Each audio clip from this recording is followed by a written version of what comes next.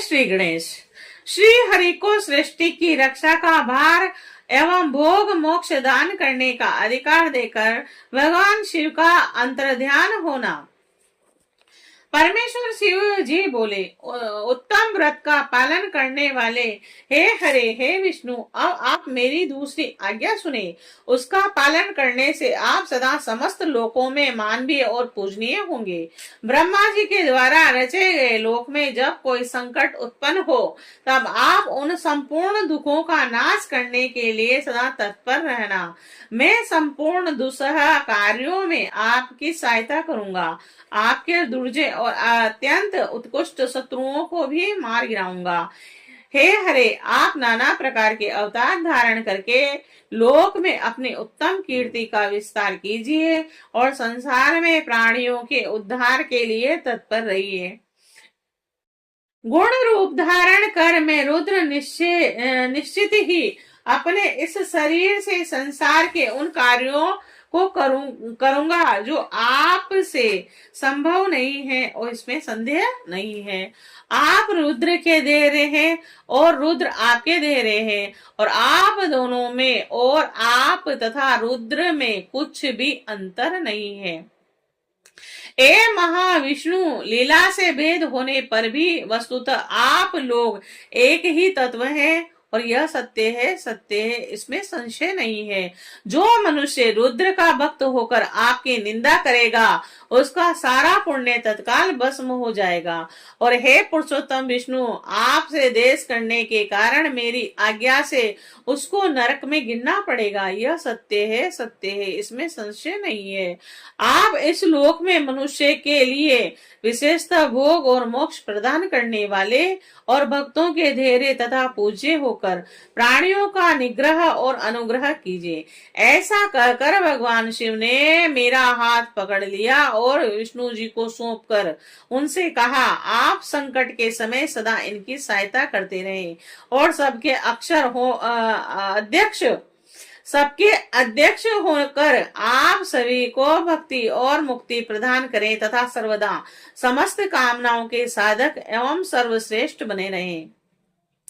ए हरे, यह मेरी आज्ञा है कि आप सबके प्राण स्वरूप होइए और संकट काल आने पर निश्चय ही मेरे शरीर रूप उस रुद्र का भजन कीजिए।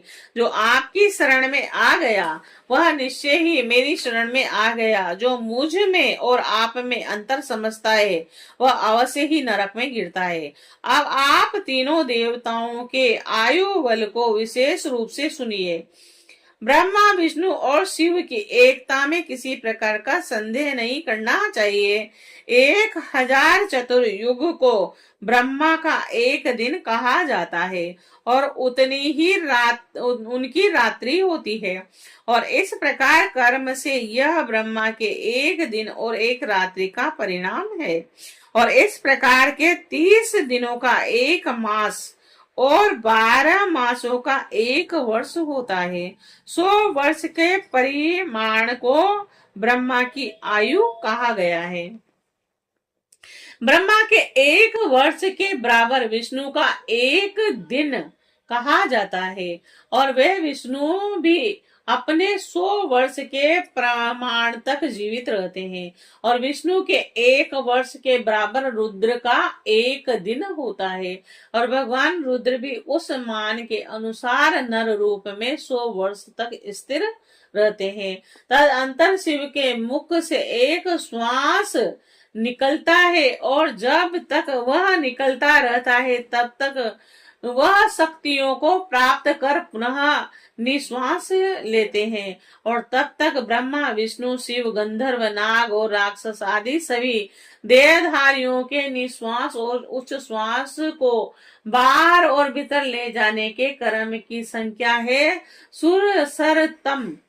दिन और रात में मिलाकर 21,000 का 100 गुना एवं 600 अर्थात 21,06,000 कही गई है और उस उच्छ्वास और 6 निश्वास का एक पल होता है और 60 पलों की एक घटी और 60 घटी प्रणाम को एक दिन और रात्रि कहते हैं और सदा शिव के निश्वासों और उच्छ्वासों की गणना नहीं की जा सकती। अतः शिव जी सदैव प्रबुद्ध और अक्षय हैं। मेरी आज्ञा से तुम्हें अपने विविध गुणों के द्वारा सृष्टि के इस प्रकार के होने वाले कार्यों की रक्षा करनी चाहिए। ब्रह्मा जी बोले, हे देव ऋषि, भगवान शिव का यह वचन सुनकर सबको वश में करने वाले भगवान विष्णु मेरे साथ विश्वनाथ को प्रणाम करके मंद स्वर में उनसे कहने लगे।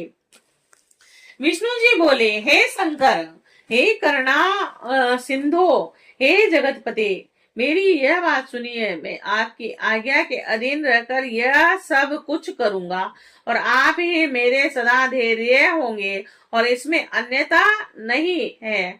मैंने पूर्व काल में भी आपसे समस्त सामर्थ्य प्राप्त किया था। हे स्वामिन, क्षण मात्र भी आपका श्रेष्ठ ध्यान मेरे चित्त से कभी दूर न हो। और हे स्वामिन, मेरा जो भक्त आपकी निंदा करे उसे आप निश्चय ही नरकवास प्रदान करें। हे नाथ, जो आपका भक्त है वह मुझे अत्यंत प्रिय है ऐसा जानता है और उनके लिए मोक्ष दुर्लभ नहीं है। आज आपने निश्चय ही मेरी महिमा बढ़ा दी और यदि कभी कोई अवगुण आ जाए तो उसे क्षमा करे। ब्रह्मा जी बोले, तदंतर विष्णु के द्वारा कहे गए श्रेष्ठ वचन को सुनकर शिव जी ने अत्यंत प्रीति पूर्वक विष्णु से कहा कि मैंने आपके अवगुणों को क्षमा कर दिया है।